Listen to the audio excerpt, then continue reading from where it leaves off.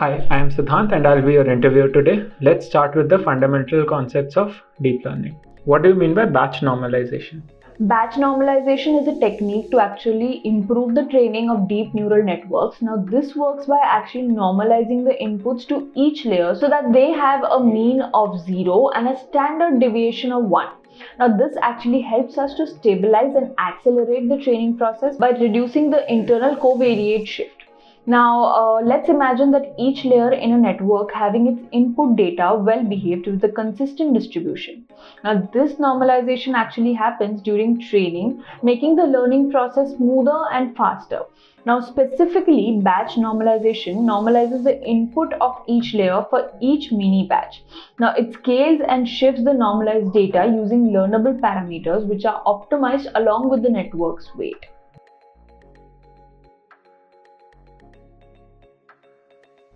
Dropout is a regularization technique which is used to prevent overfitting in neural networks. Now, during training, dropout randomly sets a fraction of the input units to 0 at each update step.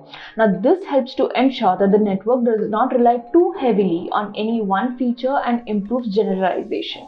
Now, think of it like a team sport where randomly some people are benched. Now, the team has to learn to play well regardless of who is on the field. Dropout forces the network to learn more robust features by preventing co-adaptation of the neurons. And during this testing, dropout is actually turned off and the weights are scaled accordingly to maintain the same output. Why do we need bias when we already have weights? Now, bias allows the model to represent the target function more accurately. It helps to shift the activation function to the left or the right, which is crucial for the model to learn and generalize well. Now, without bias, the model might not fit the data properly as it would always be constrained to pass through the origin when using an activation function like rectified linear unit or sigmoid. Think of bias as the intercept in a linear equation. Y is equal to Wx plus b. Now, without the intercept, the line would always pass through the origin, limiting the flexibility of the model.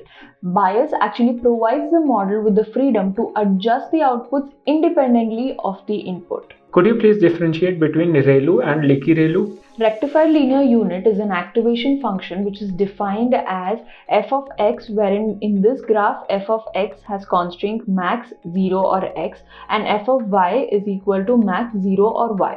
Wherein now if f of x is equal to x and f of y is equal to y, we also have two conditions wherein if x is greater than 0 and y is greater than 0, as well as f of x is equal to alpha x and f of y is equal to alpha y if x is less than or equal to 0 and y is less than or equal to 0, where alpha is a small constant. This actually helps to keep the neurons alive and learning even when they receive negative inputs. In a given scenario, how would you decide to use a particular activation function? The choice of activation function depends on the specific problem you're tackling. Now, for hidden layers, rectified linear unit and its variants like leaky rectified linear units are popular because they might mitigate the vanishing gradient problem and speed up the training. Now, for binary classification problems, sigmoid or tanh can be used in the output layer. For multi-class classification, softmax is typically used in the final layer. In regression tasks, a linear activation function in the final layer is used as it allows for the prediction of a continuous output. What is the activation function in the final layer of regression technique? In regression tasks, the final layer typically uses a linear activation function. Now, this is because we are predicting continuous values and a linear function can output any real number, which is essential for regression.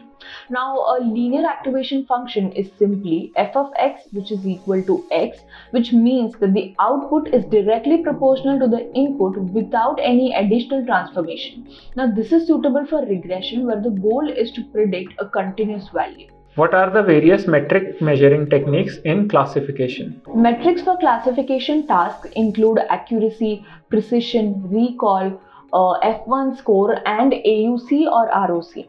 Now, accuracy measures the fraction of correctly classified instances.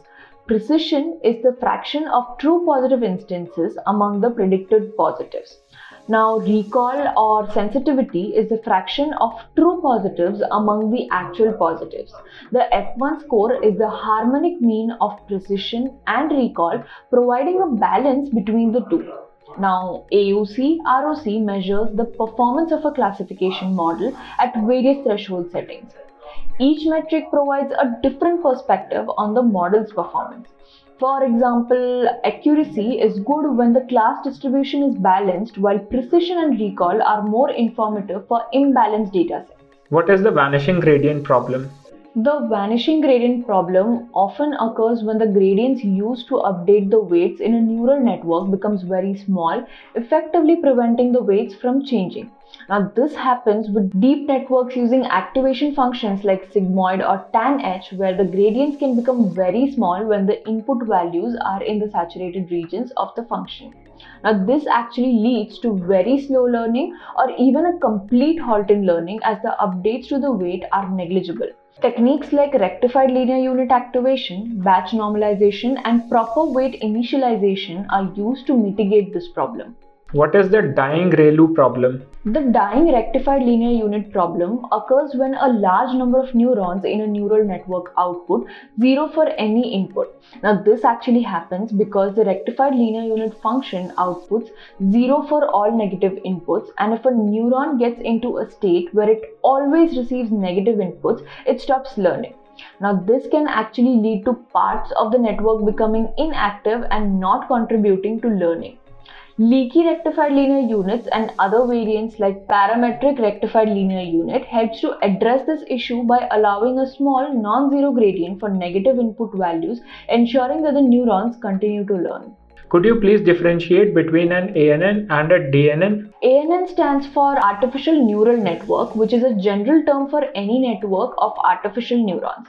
And DNN stands for Deep Neural Network, which is a type of artificial neural network with multiple layers between the input and the output layers. The deep in DNN refers to the presence of these multiple hidden layers which enable the network to learn more complex representations. While a ANN can have as few as one hidden layer, a DNN typically has several, allowing it to model complex patterns and hierarchies in data. Can we use sigmoid or tanh activation functions in the hidden layers? Yes, sigmoid and tanh can be used in hidden layers, but they are very less common in modern deep learning architectures. This is actually because they are prone to the vanishing gradient problem, which makes the training deep networks challenging. ReLU and its variants are preferred as they help mitigate this issue and improve the training efficiency. Also, sigmoid squashes the input values to a range between 0 and 1, while tanh squashes input values to a range between -1 and 1. These squashing effects can lead to very small gradients, slowing down the training process. What are the key differences between backpropagation and forward propagation? Forward propagation is the process of passing input data through the network to obtain the output. Now, this involves computing the activations of each layer starting from the input layer to the output layer. Backpropagation, on the other hand, is the process of training the network by updating the weights. Now, this involves calculating the gradient of the loss function with respect to each weight by applying the chain rule and then adjusting the weights to minimize the loss. And in forward propagation, data flows forward through the network, and in backpropagation, errors flow backward to update the weights. Now, these two processes together enable the network to learn from the data. What is overfitting and how can it be prevented? Overfitting occurs when a model learns the training data too well, including the noise and the outliers, leading to poor generalization to new data. Now, this is like memorizing the answers to specific questions rather than actually understanding the underlying concepts. Now, there are a lot of techniques to actually prevent overfitting. First would be regularization, adding a penalty on the complexity of the model, such as L1 or L2 regularization, or dropout, wherein you randomly set up a fraction of input units to 0 during the training to actually prevent co-adaptation, or early stopping, wherein you monitor the model's performance on a validation set and stopping the training when performance stops improving. And last would be data augmentation, wherein you increase the diversity of the training data by actually applying random transformations like rotations, translations, or flips.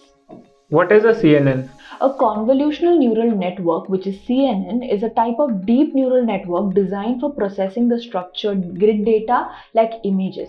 Now, this actually uses convolutional layers that apply a set of filters to the input, actually capturing the spatial hierarchies in data. Think of convolutional layers as looking through a small window as parts of the input image, wherein you learn local features such as edges, textures, and patterns. Now, these features are then combined in deeper layers to form a higher level of representation like shapes and objects. And this is actually widely used in image and video recognition, medical image analysis, and many other applications. What is an RNN? Recurrent neural networks are a type of neural network designed for sequence data. Now, they have connections that form directed cycles, allowing information to persist across time steps. Now, this actually makes RNNs ideal for tasks where the order of the data matters, such as time series analysis, natural language processing, and speech recognition. Now, RNNs can actually maintain a memory of previous inputs, enabling them to model the temporal dynamics. However, they can also suffer from different issues like vanishing gradients, which are mitigated by advanced variants like long short-term memory and gated recurrent unit. So before we conclude this interview today, do you have any questions for me?